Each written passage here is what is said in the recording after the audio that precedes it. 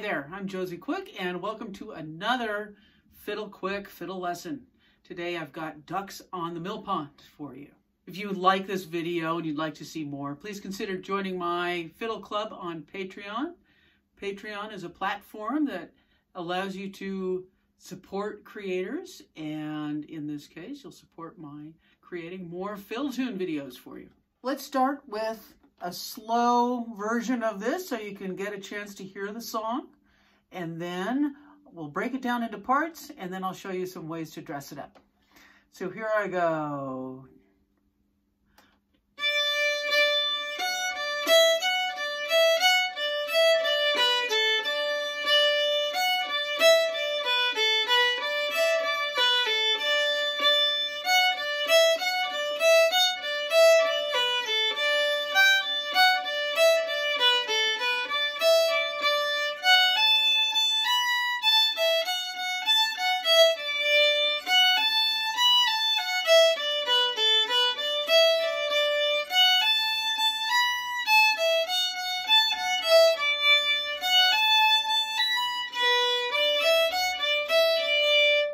This song has two sections, and both sections can be divided into the shape or the form of A, B, A, C.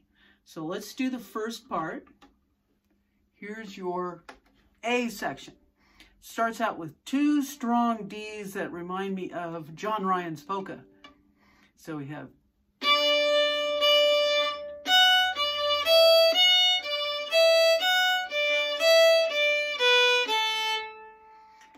Now this song is built on a pentatonic scale pattern that is just open 1 3 open 1 3. So those are the only notes you're using. You're not using a second finger. That makes figuring it out easy, because if you don't see me playing a third finger and you don't hear an open E, it's a first finger. And reverse it. So there's your A part. Here's your B part. Starts out the same with those two strong Ds.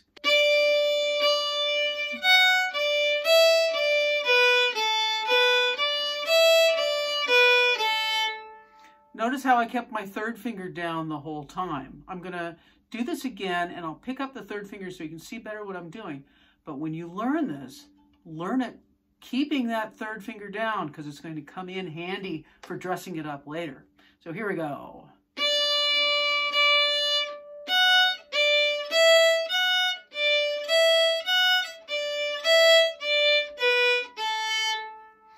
And by the way, that's one of the secrets to playing fast.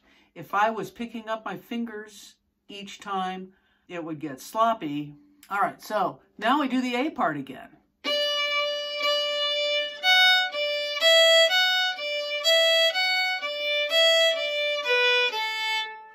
And now we have the C part, something different to end the section.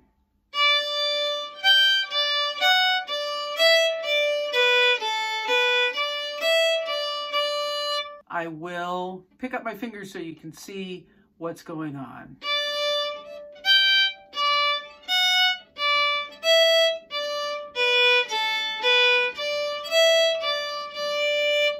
On to the second section.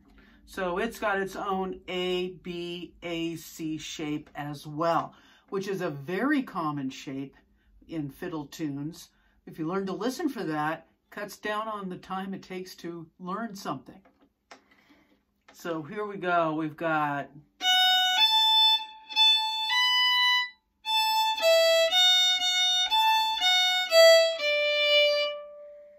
again, just 1s and 3s, and then there's a 4 for that high B.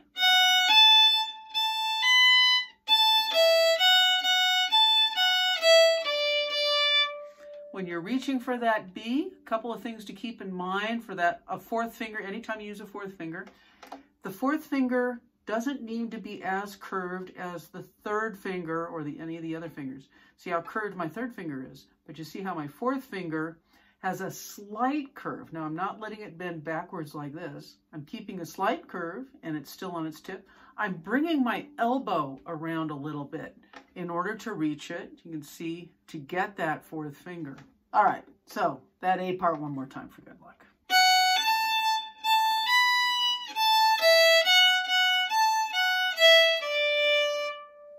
Here's the B.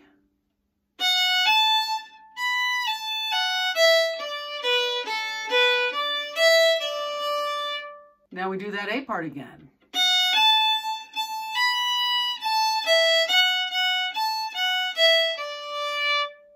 And now here's your C part.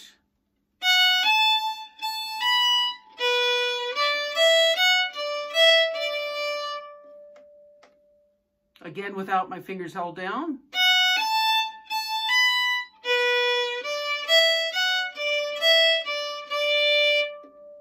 Why am I holding down my fingers? Well, that's so I can play.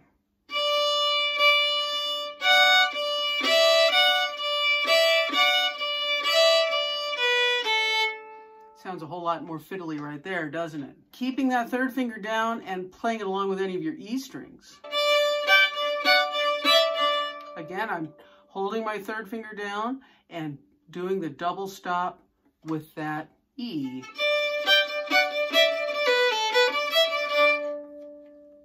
All right? Open A along with that. I'm adding that open D on the and. One and.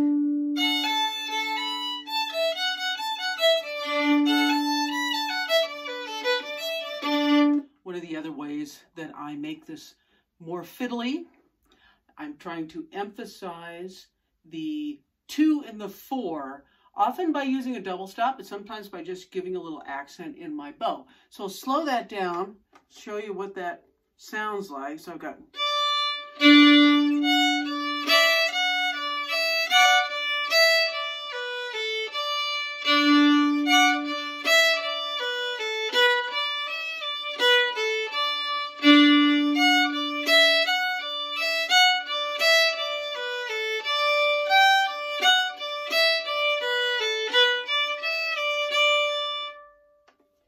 So you can hear that accent, you get that going faster, and that's what gives you the drive. Another thing I'm doing is I'm utilizing the bow stroke where you go down on the 2nd or the 4th beat of a measure, and then 3 up bows.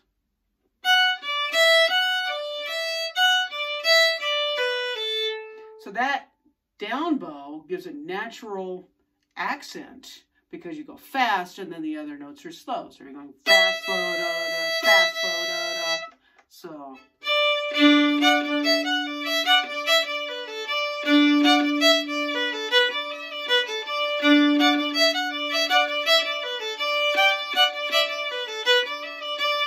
Some other things that you can do to dress up this first part.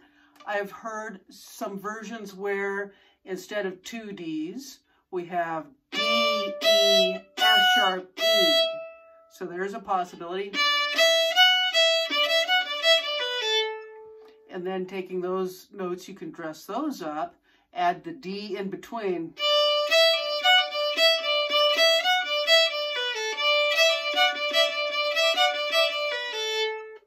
Get like that.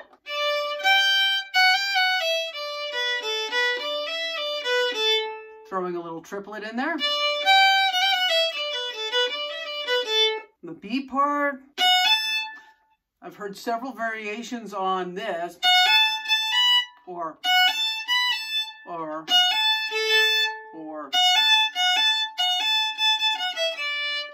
So there's several different things you can do to play with that part.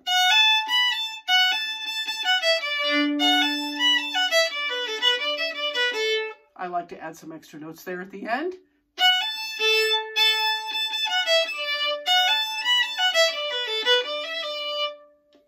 And on those long notes, I do a little pulse on the 2nd half of the bow stroke. So I'm doing that by a little bit of speed. At the end of the bow stroke. Another thing you can do, you can take the whole thing down an octave.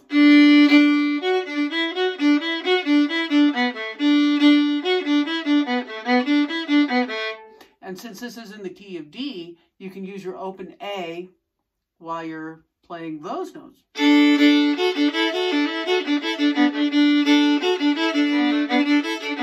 there are some ideas for dressing it up. Have fun with it. The sheet music for my ideas is available for Fiddle Club members. So check out my Patreon page. Let's do a play along. We'll do a slow play along. You can feel free to add in any of those ideas that I just gave you. Let's play this together at a slow tempo. Remember, you can always change the speed in your YouTube settings. 2, 3, 4.